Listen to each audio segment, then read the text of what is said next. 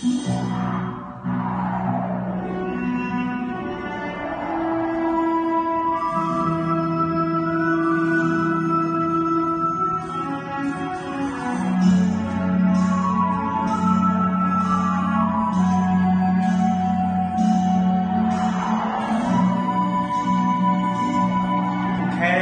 งต่อ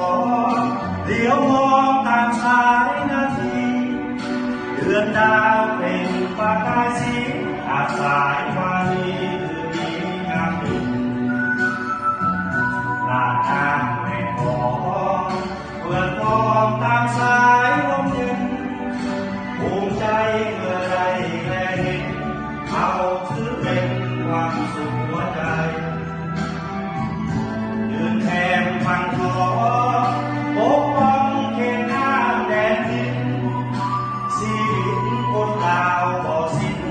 คืนแผ่นดินนี่ยังบ่หาเพื่อมีเป็นบุญที่แสนหนักได้อยู่เย็นเพื่อแม่เพื่อคนหักได้นอนกินตาแม่หนาวสักกายา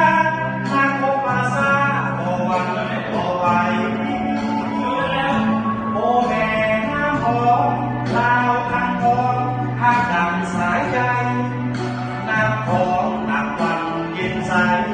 ตองไหลไปตามแสงสว่างหากภูมิที่มาดวงล้ำน้ำน้ำแม่ของพวกมันต้องเกษตรกรแม่น้ำของต่างคน